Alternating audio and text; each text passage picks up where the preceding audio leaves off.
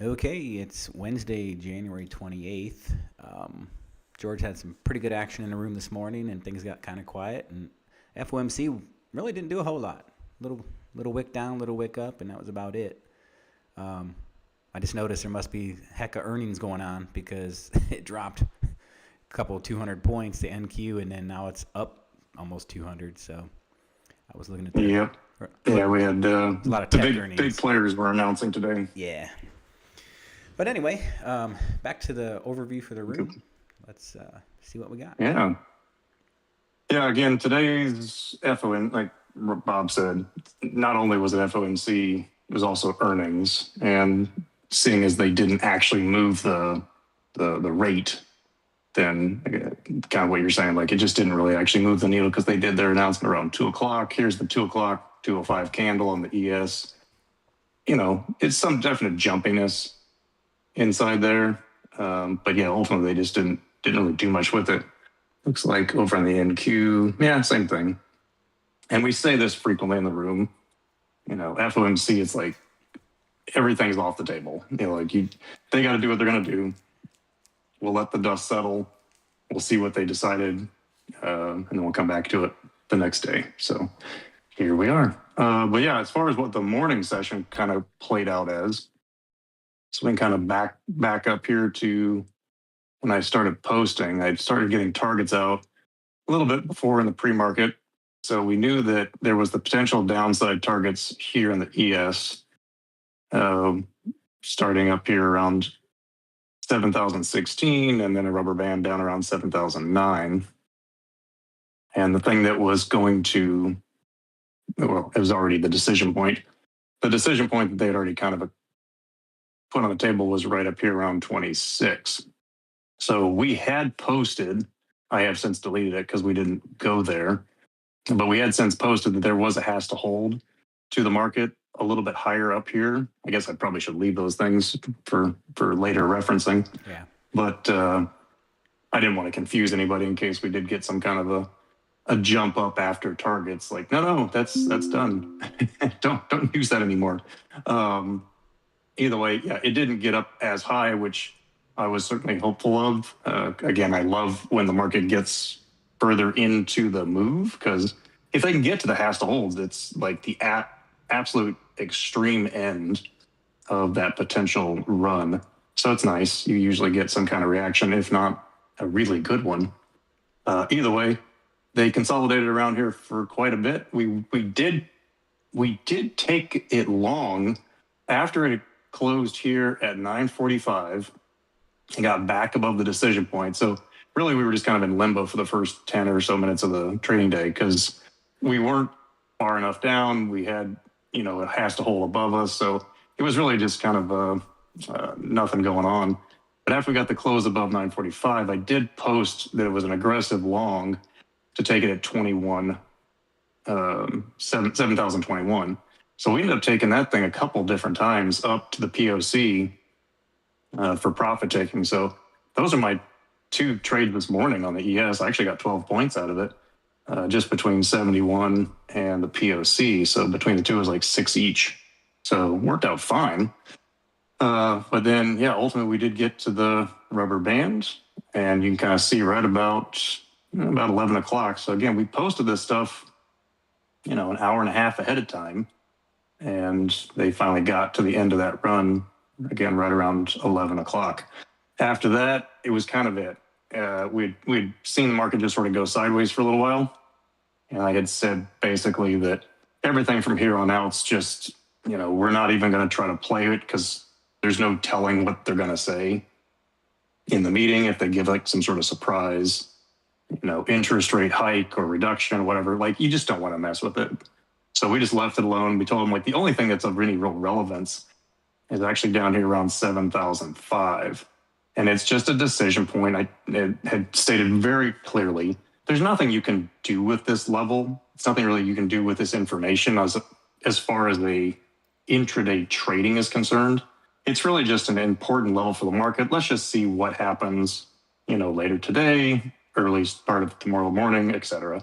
So we did post that here. But again, it wasn't something we were actually trading off of. And yeah, that was really it from our posting because we knew that FOMC was coming. And yeah, we just went completely sideways for hours.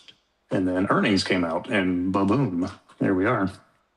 NQ, similar again. So they had the pre-market targets that were already in motion. I think I actually backdated these a little bit because I just wanted people. It's always important to know like what's coming or what has already transpired, because every scenario is a little bit of a glimpse into what are they thinking, kind of in the broader context of things. So they already made this pre-market move down, passed through all the targets associated with that, but we had a hurdle that we had posted back here at about 8:30 in the morning. And it was the same thing. It was like, this is going to be a bit of an obstacle for the market to get through. And so same thing. I'm not sure how many folks, but I know I personally took it long a couple different times, and we had a has to hold just above us. So again, just took reasonable profit back at the POC a few times. And then here was the decision point at 252. So we knew that no matter what happened, like we kind of got ourselves a little pigeonholed into a bit of a zone. They have to either commit below the 252 for starters, and then they've got to completely commit through the 229. So obviously they finally did that. NQ had a little bit more detail. We had a 218. I said it was going to act like a rubber band. Sure enough, it hit it, bounced back up, tagged the decision point. So this is the type of entries that we're looking for day in and day out, so long as we actually have targets to the downside, which we did. That was this other completely separate scenario.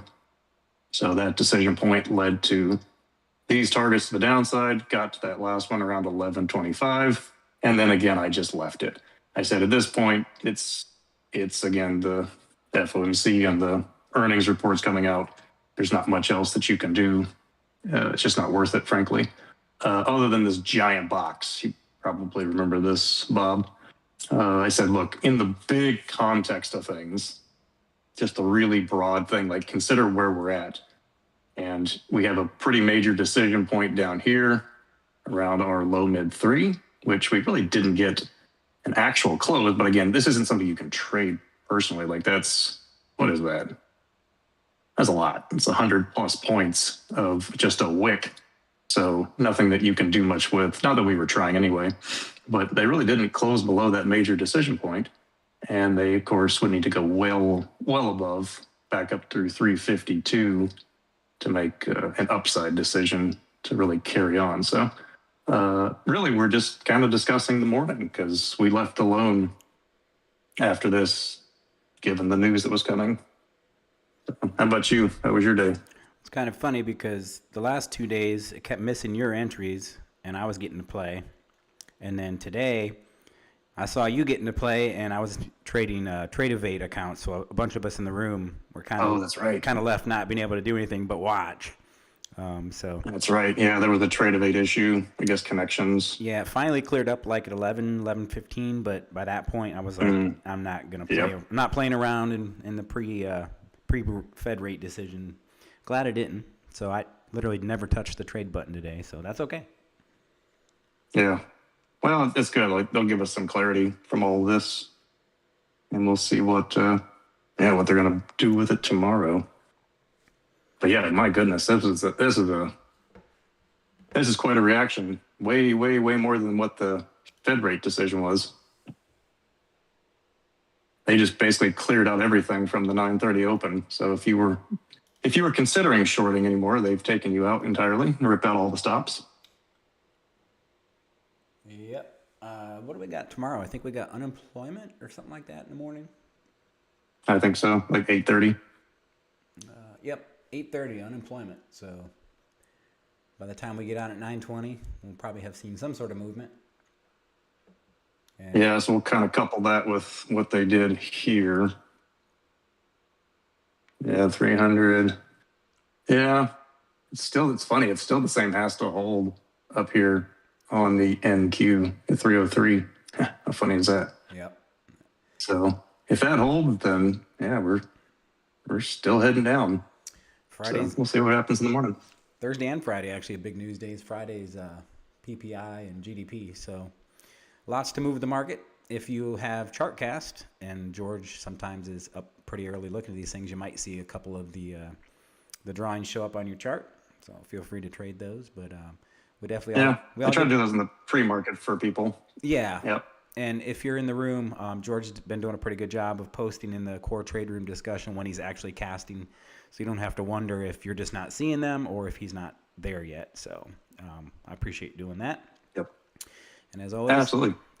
We love to see you in the trade room. I know I just noticed we had a new member pop in, and they're using Chartcast too, so that's good. And got a 7-day free trial. So click the link in the description below, and we'd like to see you over there. All right, guys. See you in the morning.